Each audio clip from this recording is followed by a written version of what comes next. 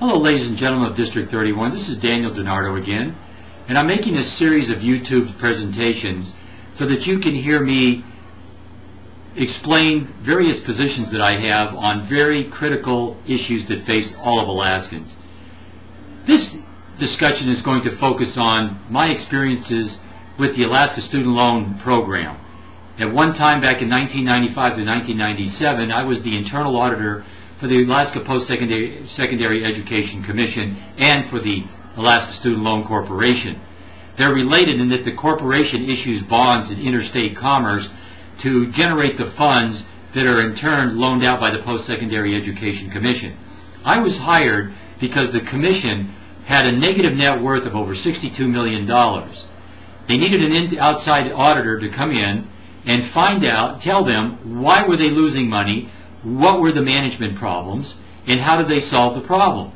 Well, I was brought in, and after a very short period of time, I began to realize that it was the management of the program that was at fault, particularly a woman by the name of Diane Behrens and another gentleman that was a computer programmer by the name of Ken Dodson. Well, during this period of time, this was under Tony Knowles as the governor of the state of Alaska. He put into office as the chairman of the Post-Secondary Education Commission his longtime associate, in fact he even started out just being his chauffeur, one, and I'm sure you know the name in Anchorage, Mr. Mark Begich.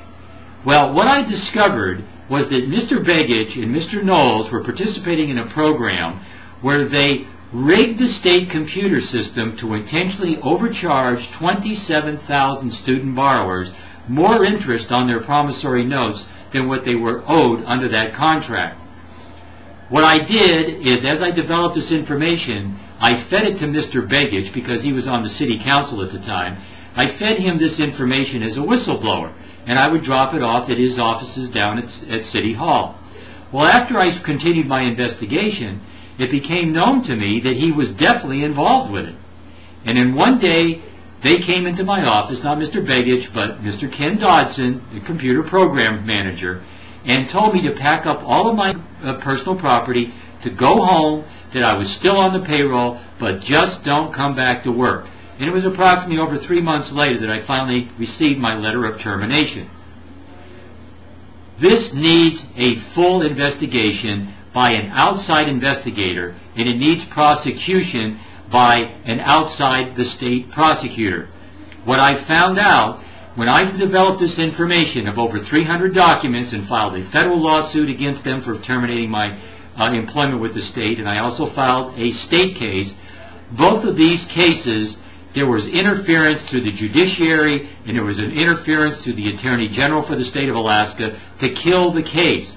And the reason why is because the Attorney General's office itself, through the attorney Teresa Williams, who was the Post-Secondary Education Commission's attorney, she helped design the plan to rip off those 27,000 student borrowers. Now, what their plan was is if any single student borrower came into their office and complained that he was being overcharged interest, they were to correct his loan portfolio, but none other.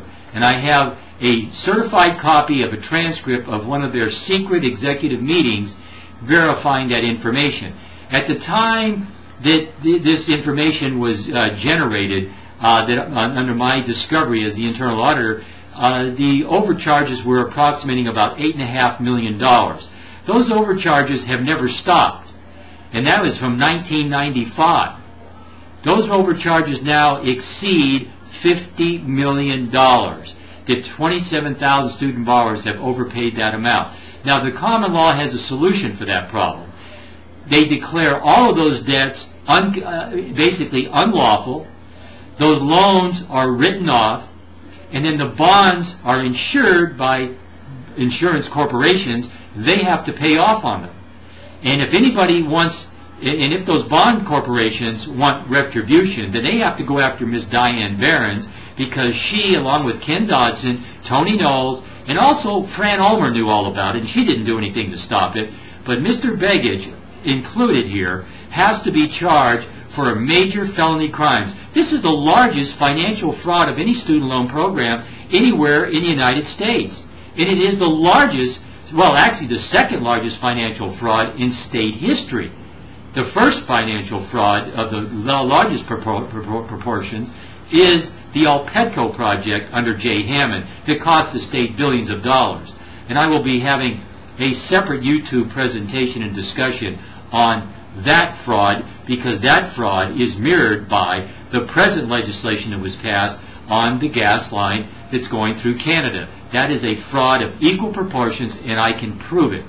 But getting back to the student loan, what I intend to do is see that there is a full investigation and prosecution of Diane Behrens, Ken Dodson, Tony Knowles, and Mark Begich. If they can prove that they didn't know anything about it, fine. But they're going to have to do that in front of a jury, and I have over 300 documents proving their guilt. When I turned these documents over to legislative audit, they called me into a private room for a private discussion, and when I asked them, what are you going to do about it, they told me nothing. And I asked them why, and they says because we're involved. And what they meant by that is that the legislature, who had 2 members on the Post-Secondary Education Commission, knew about and participated and approved this massive fraud against college students in the state of Alaska. Now, all of us know, if you've ever taken out a student loan, how difficult it is to pay that loan back after you've graduated.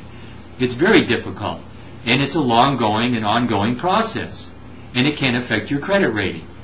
These people knowingly and willingly added a tremendous burden of usury, compounded daily usury, to these poor students, and it needs to be rectified, and I will see immediately that it is rectified.